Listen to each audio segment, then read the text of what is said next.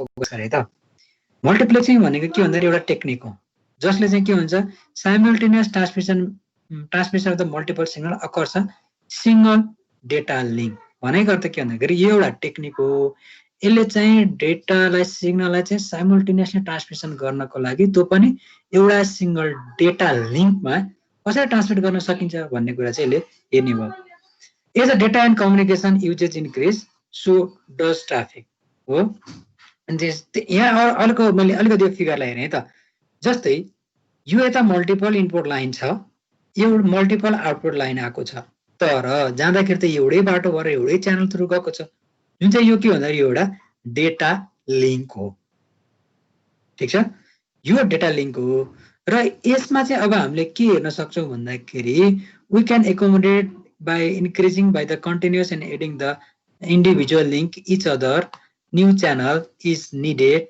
or install the higher link use carry the multiple channel यदि हामीले त्यस्तो नगर्ने हो भने चाहिँ हैन त यो च्यानललाई यदि मल्टिप्लेक्सिङ थ्रु हामीले काम नगर्ने हो नयाँ भने हामीलाई के गर्नुपर्छ भन्दाखेरि इन्क्रिजिङ त्यसलाई चाहिँ बढाउनु पर्यो र त्यो पनि इन्डिभिजुअल लिंक चाहिँ एड गर्नु पर्यो के त्यो सम्भव होला त त्यो गर्दा इफेक्टिभ रहला त के छ त्यो र गर्न सम्भव हुने इफेक्टिभ रहने के कुरा रहन्छ अलिअलि कन्टेन्ट पनि अलिअलि रिसर्च पनि शेयर गर्दै जाउँ है केही कुरा पनि आफूले जाने कुरा पनि शेयर गरौँ है ल हेर्नु अब यहाँ म यतातिर को आछ पनि हेर्नु पर्यो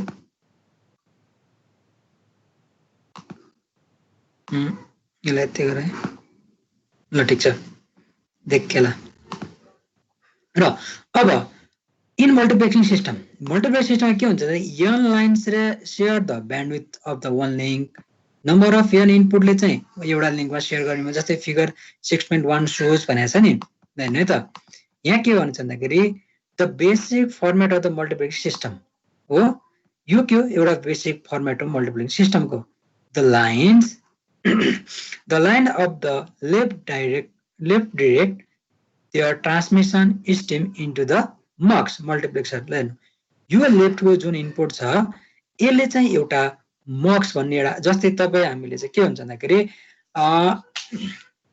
युजर मल्टिपल युजर आयो मल्टिपल युजर आइसकेपछि त्यसलाई चाहिँ एउटै डेटा लिंकबाट पठाउनु पर्ने छ भने त्यहाँ चाहिँ बीचमा राखेर त्यसलाई चाहिँ हामीले मल्टिप्लेक्सिङ मक्स मल्टिप्लेक्सर युज गरेर त्यो मल्टिपल सिग्नललाई चाहिँ कम्बाइन गरेर एउटा सिंगल च्यानलमा चाहिँ ट्रान्समिट गर्नुपर्ने हुन्छ the line on the left direction their transmission stream to the mux and multiplexer which combine them into the single stream जसले चाहिँ के छ यो मल्टिपल इनपुटलाई सिंगल स्ट्रिममा चाहिँ कम्बाइन गर्ने भयो मेनी टु वन जस्तै यो हैन मेन इनपुट छ वन आउटपुट लिएर आएको छ नि at the receiver and that stream is fed into the demultiplexer तर अब यो रिसिभर एन्डमा चाहिँ जाँदाखेरि जुन आउटपुट आएको थियो सिंगल लाइन त्यसलाई चाहिँ डीमल्टिप्लेक्सरमा चाहिँ फिड गर्ने भयो हो फिड गर्ने भयो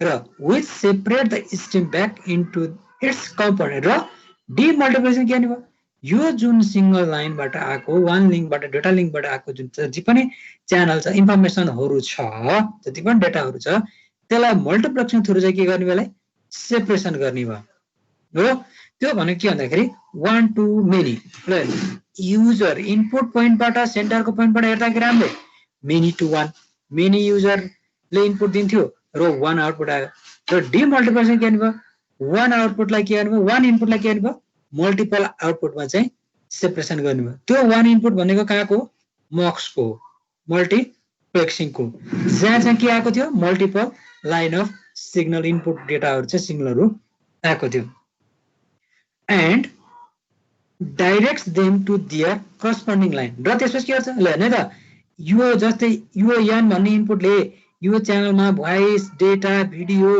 हैन इमेज सबै चीज पठाएको हुन्छ तर त्यो सबै केमा पठाउनु पर्यो भन्दा एउटा सिंगल च्यानलमा पठाउनु पर्यो भने अब मल्टिप्लेक्सरले रिसिभर इन्भाइरोमेन्ट के आउनु पर्यो सेम त्यही डेटा आउनु पर्यो नि त जस्तै तपाई हामीले चाहिँ गुगलमा सर्च गर्दाखेरि हेर्नु है तपाई हामीले यहाँ गएर गुगलमा गएर जस्तै मैले गुगल भनेर सर्च गरे गुगल भनेर data communication and network data communication भने अब इमेज पनि आएको छ, टेक्स्ट पनि आएको छ, सबै चिज आएको छ।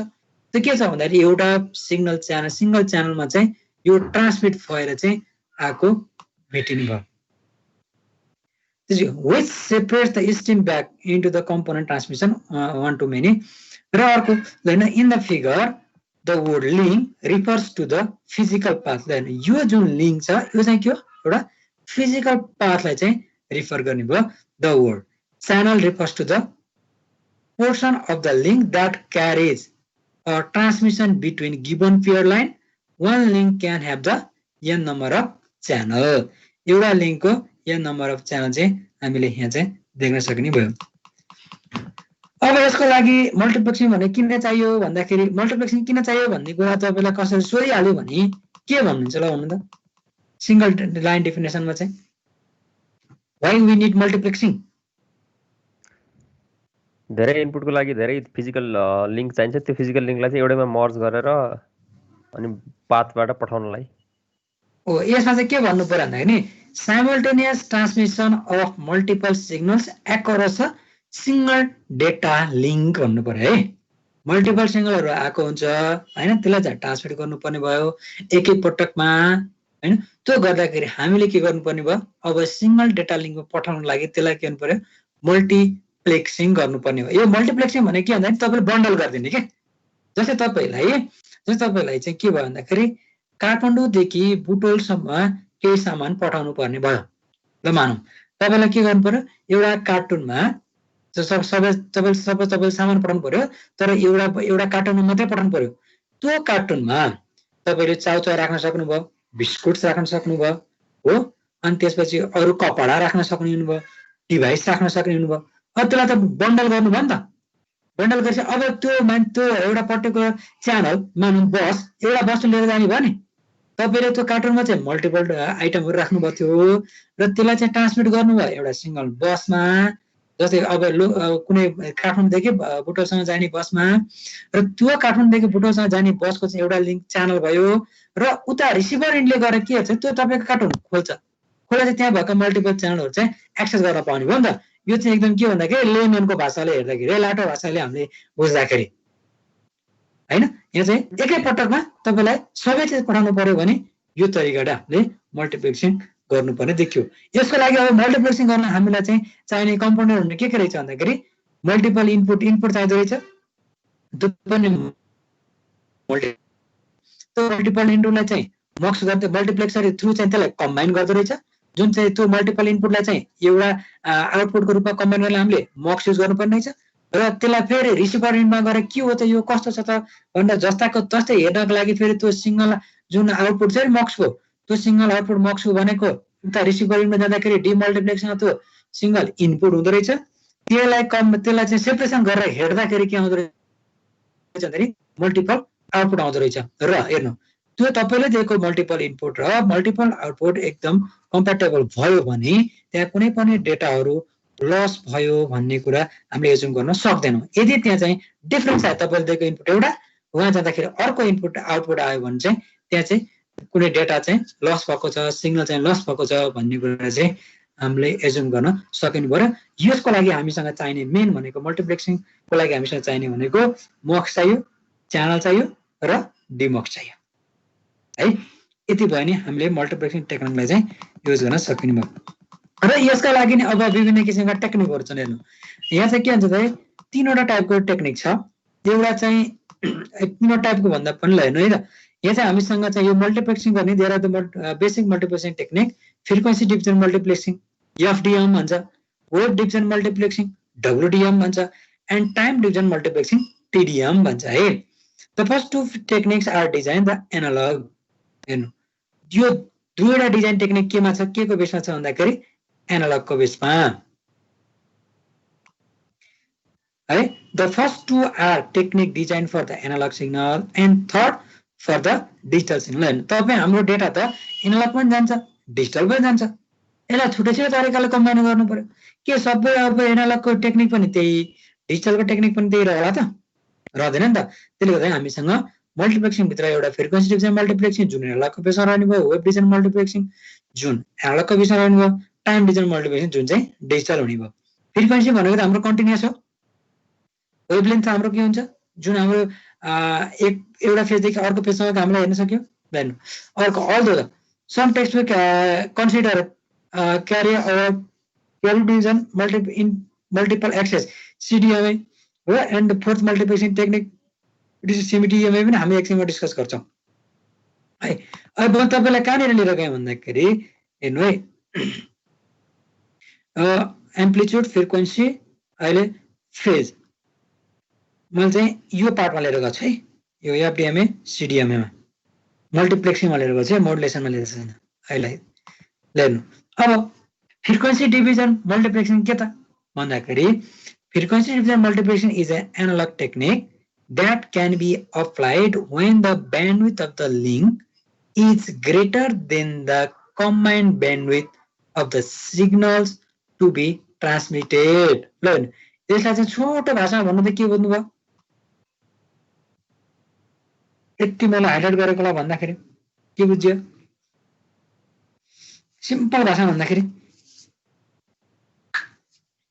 यो के रहेछ, एउटा एनालग टेक्निक रहेछ मल्टिप्लेक्सिङको, that can be applied when bandwidth of a link is greater than the combined bandwidth of the signal transmission, combined bandwidth of the signal to be transmitted. कति बेला हामीले फ्रिक्वेन्सी डिभिजन मल्टिप्लिकेसन युज गर्नुपर्ने छ भनौँ यति भनेपछि भन्नुपर्ने हो।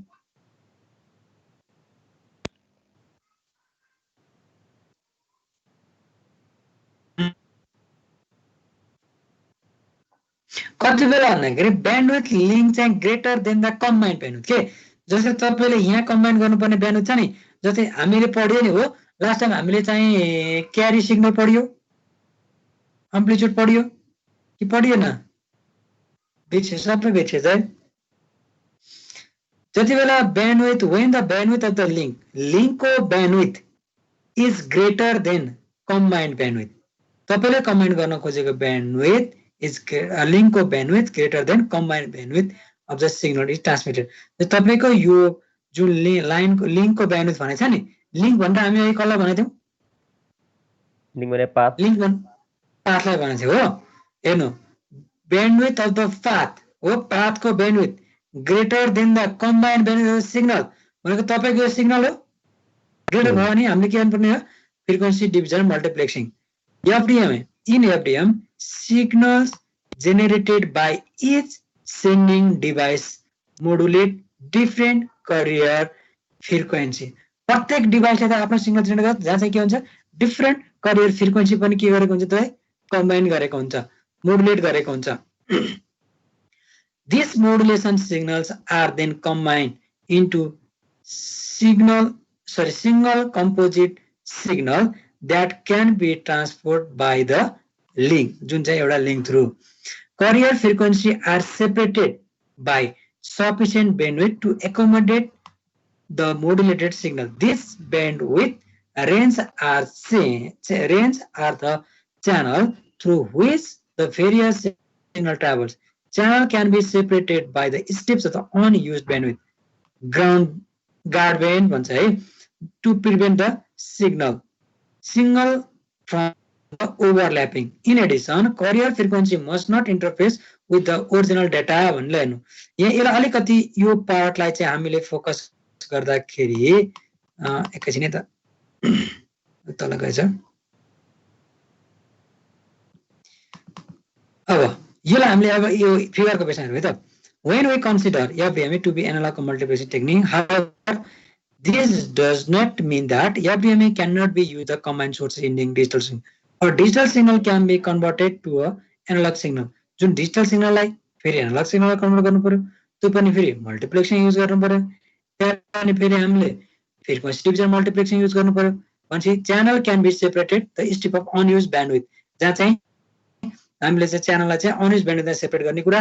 र FDMA is an analog multiplexing technique that combine the analogue signal, जहाँ चाहिँ फ्रिक्वेन्सीले के गर्ने भन्दाखेरि फ्रिक्वेन्सी डिभिजन मल्टिप्लेक्स भनेको एनालग मल्टिप्लेक्सिङ टेक्निक हो, जहाँ चाहिँ एनालग सिग्नलहरूलाई चाहिँ मल्टिप्लेक्सिङ गरिरहेको चाहिँ भेटिन्छ, गरेर चाहिँ यो डेटा ट्रान्सफर गर्छ। भनेपछि अब हेर्नु त यो फिगरबाट अलिकति हामीले मल्टिप्लेक्सिङ प्रोसेसमा चाहिँ यो फ्रिक्वेन्सीकोमा चाहिँ के रहन्छ भन्ने कुरा मैले भने है मल्टिप्लेक्सिङ पोइन्ट अफ भ्यूबाट is the conceptual illustration of the multiplication process. Each sources generate a signals of the similar frequency range.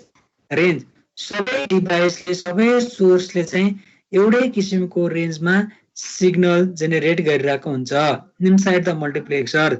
This similar signal modulated different carrier frequency.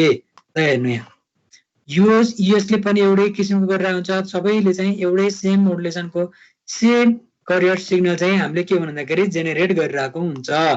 यसले पनि गरिरहेको छ यहाँ पनि गरिरहेको छ. यसलाई चाहिँ फेरि करियर सिग्नलले हामीले मोडुलेट गर्नु पर्यो. ठिक छ करियर सिग्नल लेनु modulate this similar signals modulate different carrier frequency. The resulting modulated signals are then combined into a single composite signal that is sent out over the medium link that has enough bandwidth to accommodate it. अब यो एउटा डिभाइसले generate गरेको signal यो अर्कोले यसलाई सबै के गर्नु पर्यो यसलाई मोडुलेट गर्नु पर्यो. मोडुलेट चाहिँ एउटा सिग्नल हुँदा कम्बाइन भयो र यसको होलकोलाई मोडुलेट गरेको सिग्नलले फेरि अर्को नयाँ आउटपुट दिने भयो. यो चाहिँ मल्टिप्लेक्सको पार्टमा. अब डिमल्टिप्लेक्सनमा हेर्दाखेरि demuxer use a series of filter to decompose the mux signal. अब डिमल्टिप्लेक्सले के गर्नु पर्यो यो जुन मक्स भएको सिग्नल छ नि यसलाई फेरि के गर्नु पर्यो डिकम्पोजिट गर्नु पर्यो सेपरेसन गर्नु पर्यो डिकम्पोज गर्नु पर्यो हो into its constituent component signal. The individual signals are then passed to a demodulator that separates them from their carrier and pass them to the output lines. जुन चाहिँ हामीले यो फिगरमा हेर्नु यो आएको मल्टिप्लेक्सिङबाट आएको सिग्नल हो यसलाई फेरि के गर्नु पर्यो सेपरेसन गर्नु पर्यो. सेपरेसन गर्दाखेरि यो सिग्नललाई फेरि के गर्नु पर्यो अघि जुन मोडुलेट गरेको थियो नि यो जुन च्यानल सिग्नललाई फेरि त्यसलाई के गर्नु पर्यो डिमोडुलेटरले डिमोडुलेट गर्नु पर्यो र त्यहाँ चाहिँ करियर सिग्नललाई चाहिँ के गर्नु पर्यो फिल्टर गर्नु पर्यो र आएको आउटपुट भनेको यो चाहिँ रहने भयो. यो हाम्रो के हुने भन्दाखेरि एफडिएमए को आउटपुट आउने भयो. ठिक छ डिमल्टिप्लेक्सिङको टेक्निकमा चाहिँ यो रह्यो. अब यहाँ हेर्नु है त एउटा assume that voice channel occupies a bandwidth 4 kilohertz. We need to combine 3 voices channel into a link with a bandwidth of 12 kilohertz from 20 to 32 kilohertz. So the configuration using the frequency domain assume there are no guard band. त्यहाँ चाहिँ कुनै पनि guard band छैन भनेको तपाईले assume गर्नु पर्यो. We shift modulation each of the 3 voices channel to a different bandwidth as shown in the figure 6.6. ल हेर्नु त अब हामीले के गर्न सक्यो भन्दाखेरि यसलाई चाहिँ हामीले सेपरेसन गर्नुपर्ने भयो. यहाँ के भन्छ भन्दाखेरि we shift each of these voices channel to a different bandwidth हो as shown in the figure. We can assume we use the 20 to 24 kilohertz bandwidth for the first channel, the 20 to 28 kilohertz bandwidth for the second channel. किन यो भन्नु भन्दाखेरि प्रत्येक च्यानलले चाहिँ कति occupy गर्ने भनेछ 4 किलोहर्ट्ज. तपाईको रेन्ज कति छ 20 to 32 सम्म जानु पर्ने छ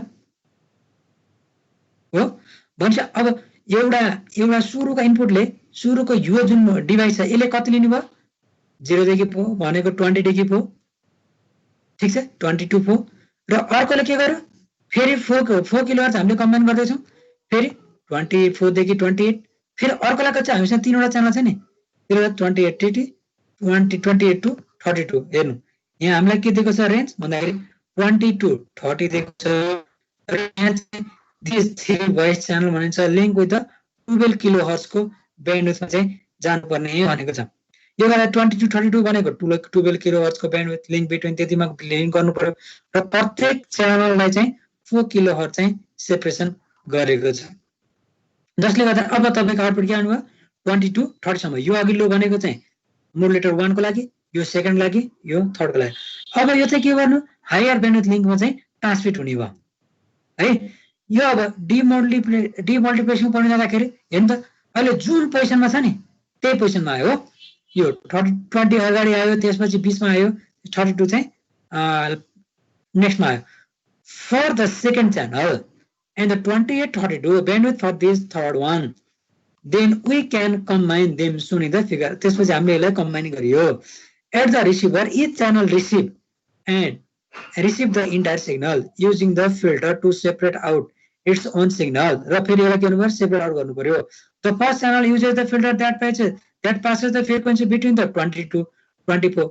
अब सेपरेट कसरी गर्यो भन्दाखेरि हामीलाई दिएको कति थियो, 20 to 32 बीचको हामीलाई ब्यान्डविड्थ दिएको थियो, हामीलाई लिङ्क दिएको थियो, हामीले अकुपाई गरेको थियो भनौँ न त्यो फ्रिक्वेन्सी।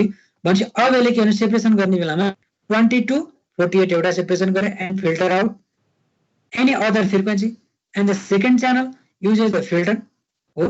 यो पनि फेरि के गर्यो भन्दाखेरि 24 to 8 मा फिल्टर आउट गर्यो र थर्ड च्यानल गरेर यो लास्टमा चाहिँ each channel then shifted the frequency to start the from the 0 र 0 देखि 4 मा शिफ्टेड गरिदियो। जस्तो आउट इनपुट आएको थियो त्यो अनुसार चाहिँ यहाँ अर्को नेक्स्ट आउटपुट चाहिँ रहने भयो। यो फिगर बुझिन्छ, यो एक्सप्लेनेसन बुझिन्छ? हेलो के को सर, यो फ्रिक्वेन्सीकै फ्रिक्वेन्सी के मोडुलेसन डिमोडुलेसन टेक्निक ठिक छ, बुझिन्छ? ल ठिक छ, यसलाई एकपटक हेरौँ है त, यसलाई एकपटक हेरौँ है त। आजलाई मैले यति गरेँ है।